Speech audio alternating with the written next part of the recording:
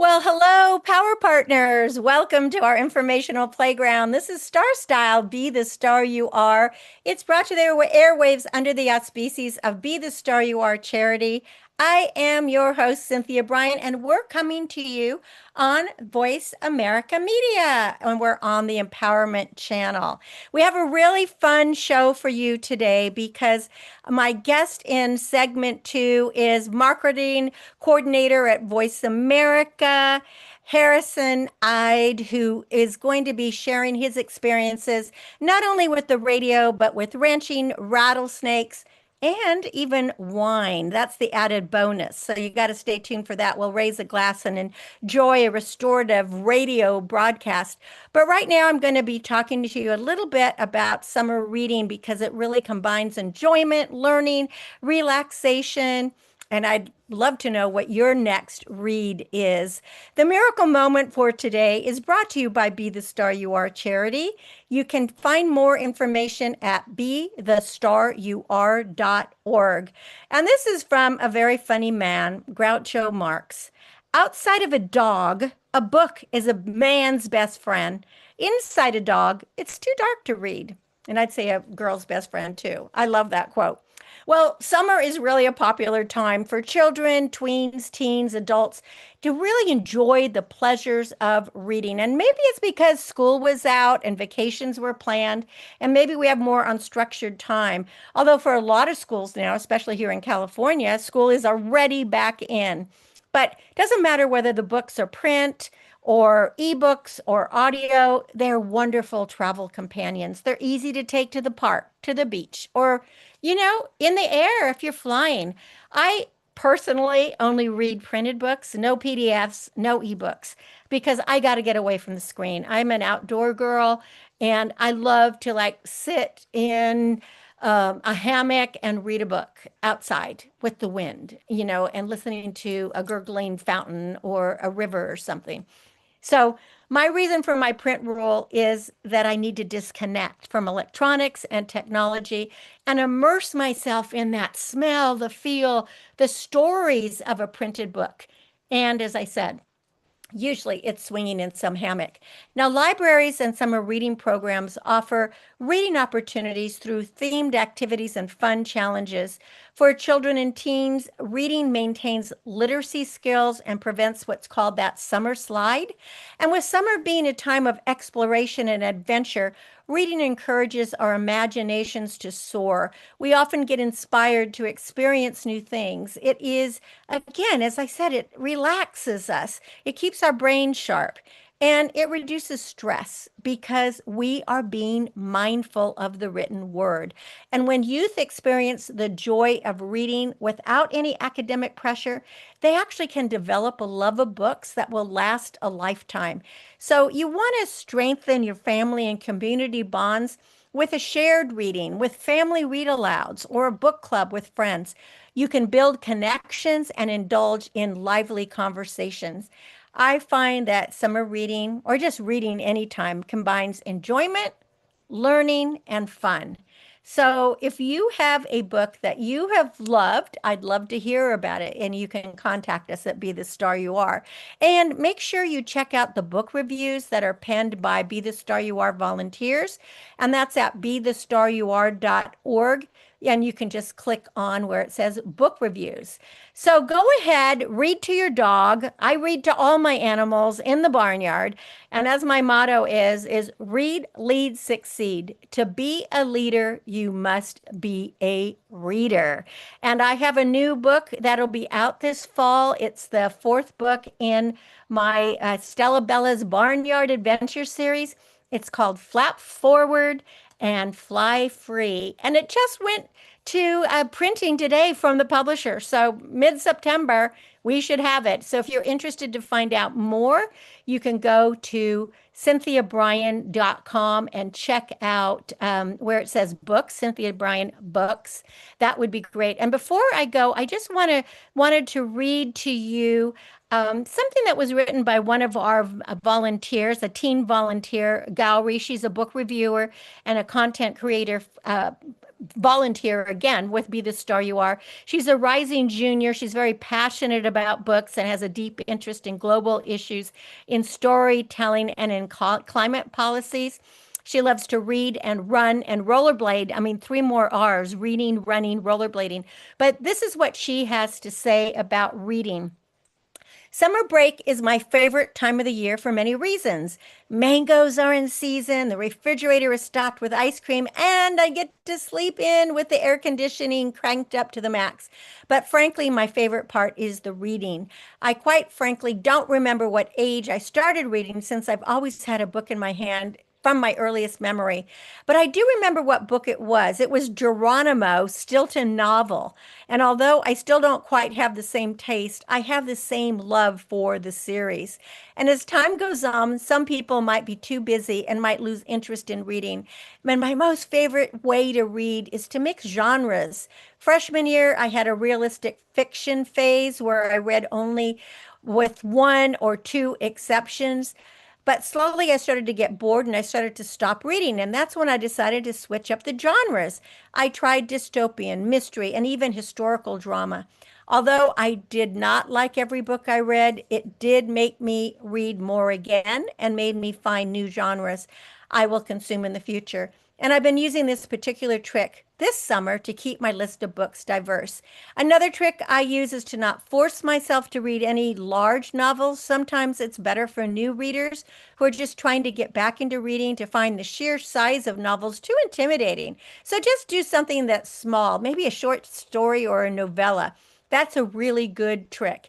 So if you're ever interested in starting to become a frequent reader or want to continue reading, definitely check these tips out. And happy reading to all. And again, I just want to say check out the book reviews at bethestaryouare.org. Click on book reviews. And there's a lot more I wanted to say, but I can't wait to get to Harrison, our guest for today. So I'll be coming back in just a bit. Stay with me. It's going to be a really, really fun interview. Again, ranching, rattlesnakes, radio, and wine. You're listening to Cynthia Brian. This is Star Style, Be the Star You Are. We are coming to you on the Voice America Media channel. It is the Empowerment Channel. Don't go away. I'll be right back.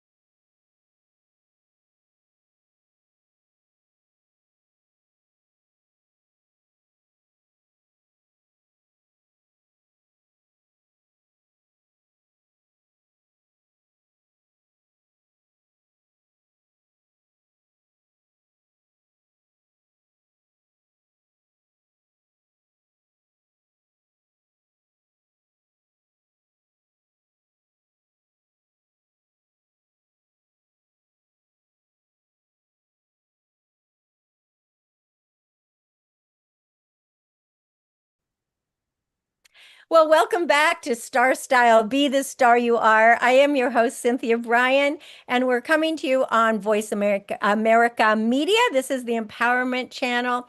And I am so excited because we actually have our marketing coordinator at Voice America on the show today. His name is Harrison Lincoln J. Ide. But he has such a diverse background, and I can't wait to talk to him and share his expertise with you.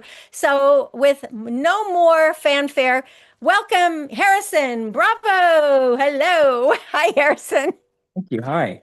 Thank I you for am so having glad you're with us. Now, the first thing I want to say is what I realized when I saw your middle name is that you are actually named after two presidents. The ninth president of the United States, that was Harrison. He only served as president for 1 month from March 4th to April 4th, 1841. And then, of course, your middle name, the 16th president of the United States, our famous Lincoln. So first, why don't you tell me about your birth name? I love it. you. Yeah. My father, my father's father, his name was Lincoln, And the name Lincoln came from, it's kind of an old family story. I'm not sure if the accuracy that much, but we say that my great great great grandfather grew up with Abraham Lincoln Oh and my goodness. was childhood friends with him. And after he died, he named his first son after Lincoln. And that name's kind of just been passed down throughout the generations. My brother's name is also Reagan. We call him Harry. Really? But yeah, we have a long list of people in my family named after certain presidents Presidents. and things like that. Yeah.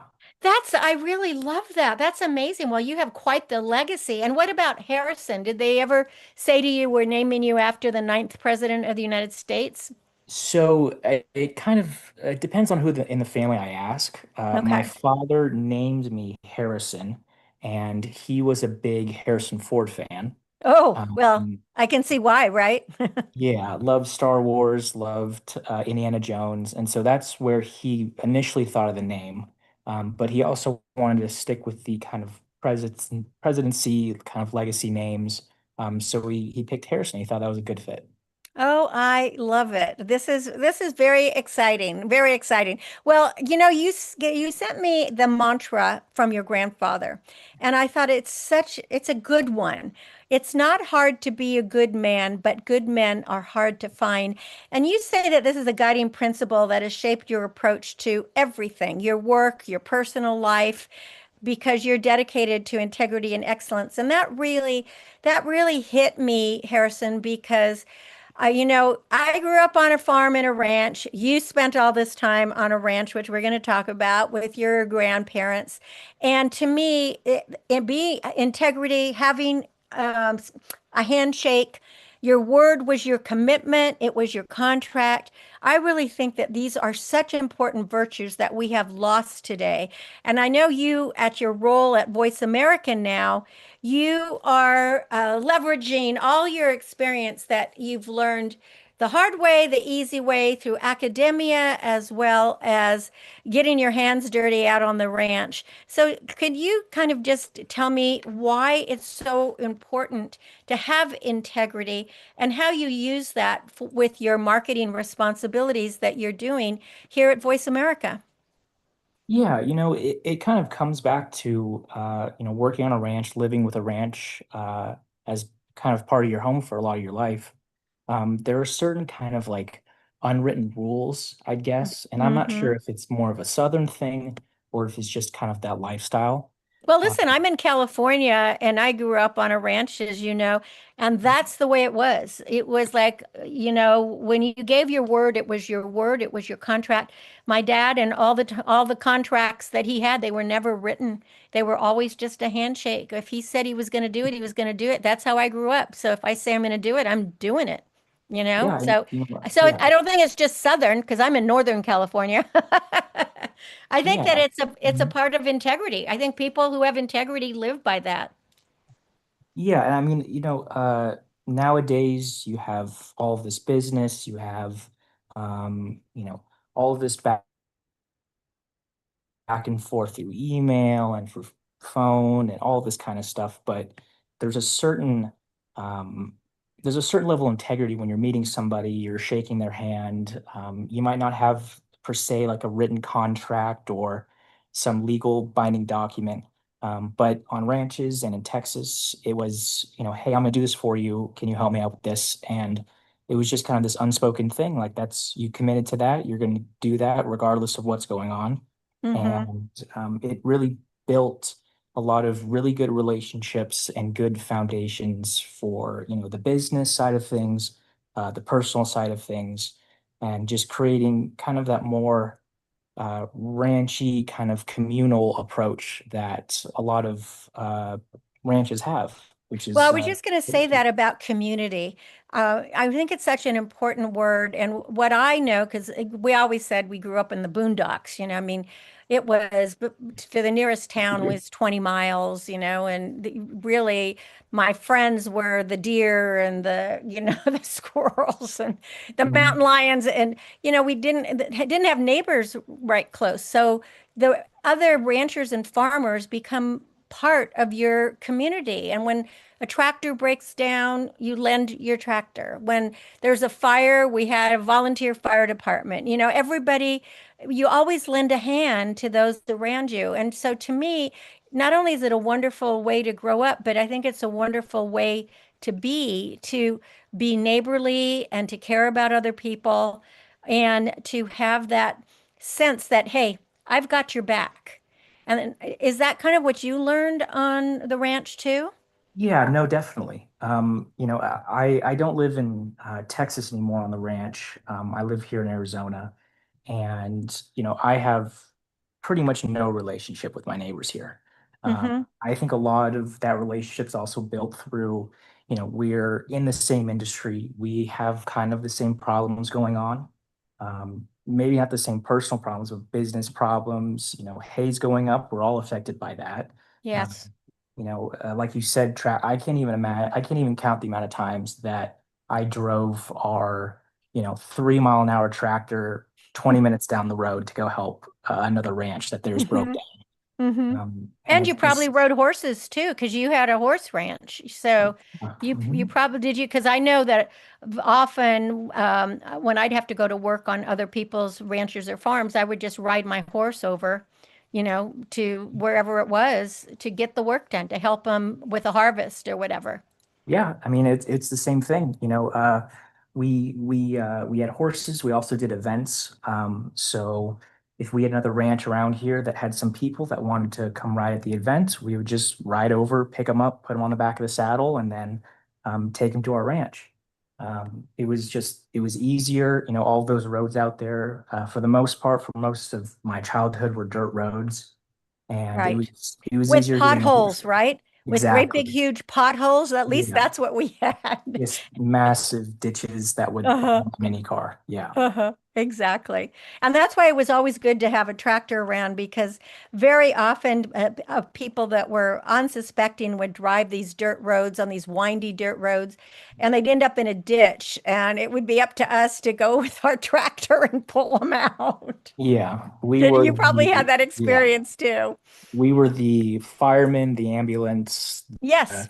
police officers for at least Yes. 50 miles. Exactly. Exactly. I know. I remember my dad having a badge for he was they didn't call it it was a sheriff. He was like but I mean he's a farmer, but because we're out in the boondocks, the different farmers, they were part of the volunteer sheriff department. They were the fire department, everything. So you learn to be self-sufficient, but at the same time interdependent, which I think is a great thing. You can be independent but interdependent, meaning that we help each other when we can, despite, whatever our differences are. So, how did Yeah. some of these translate to you becoming the media marketing coordinator at Voice America?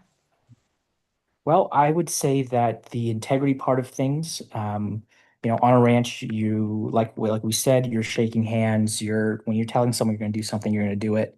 And also just kind of the perseverance and the using your resources. Hmm. Um, I mean, coming back from, working on a ranch to more corporate positions and doing things like that, they're very different. Um, I love, the fact, that we don't have this here at Voice America, but before I moved over here, I worked as a plant vendor.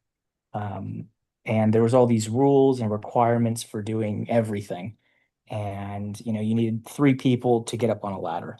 Oh Um, my gosh, that's well, crazy. yeah, I mean, And you're the kind of person that could just do it, yeah. right? Mhm. Hmm. I mean, on the ranch, I was climbing trees to get onto sheet metal roofs Yeah, to it's cover whatever, holes. when You you're know? ranching, whatever needs to be done, you just do it. You don't go find somebody that that can help you with it. You do it. Yeah, Yeah. exactly. And I mean, that really translated the best over to Voice America.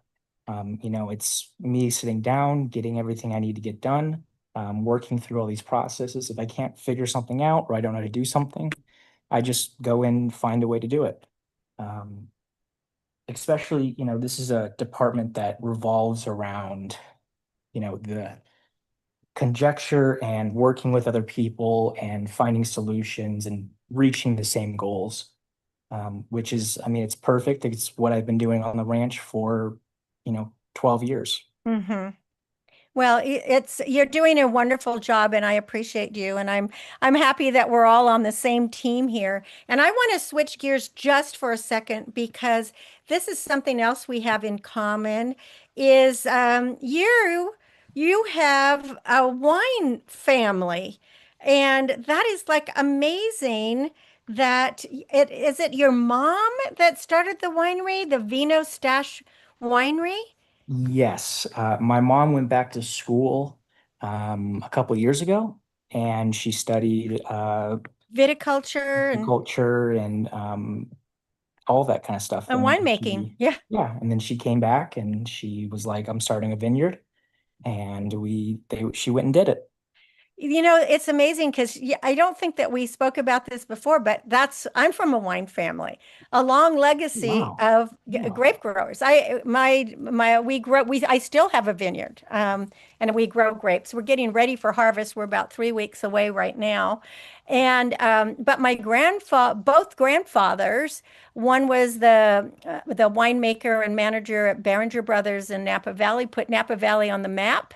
I drew the first map of Napa Valley, and my other grandfather was at Beaulieu in Napa Valley in Rutherford, another really famous. You know, my daughter is a sommelier, and she's at a winery in Temecula.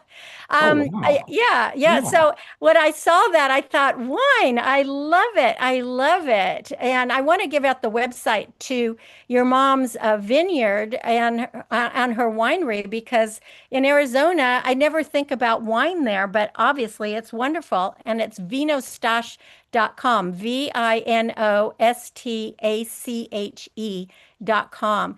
And do you go and work with her? Are you going to be harvesting or?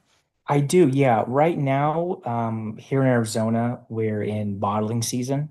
It's a little too hot to really grow anything. Everything kind of just gets burned and dies. Um, When did you harvest then? Because I know it's so hot in Arizona. I for most of the months of the year we do. I know the full growth is through the winter months. Oh, so it's so And different than here. Yeah. yeah, Really it's different because very ours different. is like my grapes right now. I was just out at my vineyard today and they're not quite there. They're looking pretty good. The berries are good, but I'm still about 3 weeks away. And then we have like 200 acres up in Napa. That's my family and my brother runs it. And that's where all the rattlesnakes are. So tell me about, I was saying that we had about 50 to 100 rattlesnakes a year. You said you get a lot of rattlesnakes when you were in Texas. Yes, we would get rattlesnakes. We got a little more, I would say, copperheads. Copperheads? Yeah. Mm-hmm. I'm not sure about how, snake and anatomy and, where they like to hang out and stuff. But behind our ranch, we had a pretty, I would say 6 to 10 acres of like kind of this woods land. Not so much marshy, but very moist woods. And every single day we would have a handful of copperheads that would crawl out of there onto the Oh my ranch, gosh. into the barn. I know that we had spoke before about going and throwing hay out in the morning. It's pitch black. It's like 4 o'clock in the morning, and you either hear a rattle as you're getting in the Mm-hmm. barn, or you're pulling a big bale of hay, and there's something underneath it, and it was just the worst. That is the worst. It's interesting because like people, there are vineyards around here that say they try to get volunteers to come and harvest their grapes. We always employed people or, the kids, did it. But the worst thing was we would get rattlesnakes that would wrap themselves in the grapevines to cool off. So you'd go to get a bunch Wow. of grapes and you'd grab a rattlesnake. Yeah, And, geez. it just freaks you out, but I can't even imagine having the copperheads. But that's right. Being on a ranch, you always that's why I always wore cowboy boots, always cowboy boots. And we always would carry those snake kits around which have been proven not to be effective. But listen, Absolutely. we're coming to the end of our time, Harrison. But tell me something that you would like to promote or talk about Voice America, because I have been on the network since 2002, which is and live every week. That's a really long time. I think I'm one of the longest legacy hosts that's on the show.